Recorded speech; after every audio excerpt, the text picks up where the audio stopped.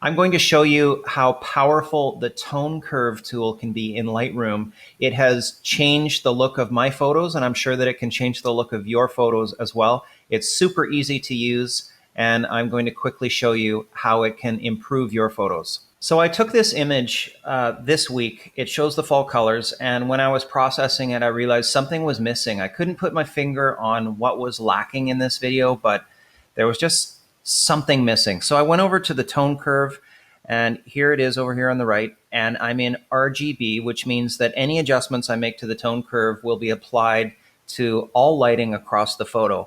So I'm going to grab the highlights and increase them, and then I'm going to grab the shadows and I'm going to pull them down, and I'm creating the classic S curve, and I'm liking that a lot more. So let's look at the before and the after, and you can see that it's just adding that nice bit of pop, but we're not done yet. This isn't really the main thing I was going to show you. Here's what I was really going to show you.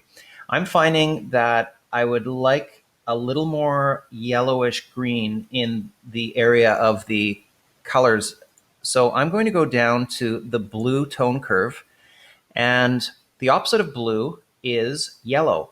So I'm going to maintain the blue in the sky by pulling up just a little bit on the highlights of blues, and then I'm going to pull down on the blues in the shadows, and look at those shadows pop in the foliage on the distant shore. So I've created a slight S curve using the blue tone curve. Let's look at the before, and here is the after. And I certainly like the after much, much more. I'm going to show you another example.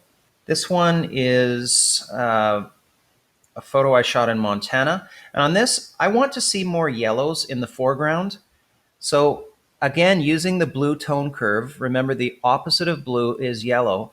I'm going to enhance the yellows in this area. How do I do that specifically? See, there's a little button right here in the top left of the tone curve area. I click the button. It's like an eyedropper selection tool. And now I click the area that I want to increase the yellows on. I have the option, I can actually click, hold, and pull down in this area, and it will make an adjustment, but I like to see exactly how much the adjustment is. So I'm going up to this point that was just created on the tone curve. Because I clicked the foreground, it created this point.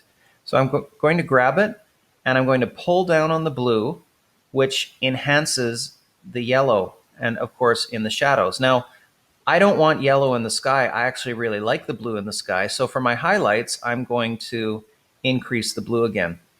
So now I've got this kind of cool blue look in the sky by increasing the highlights, and I've increased the yellows and subsequently the greens in the foreground. Let's look at the before and see what it looked like. There it is.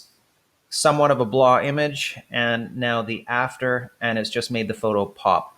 One more example, and it is the Seattle skyline. Now with this particular photo, I like it a lot, but I want to enhance the magenta in this photo.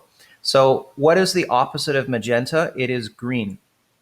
So I go to the green tone curve. Let's just delete that point.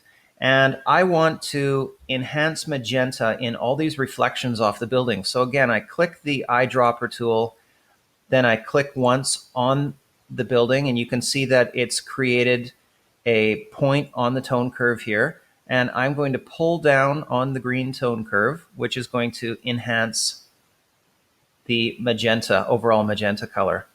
Let's look at the before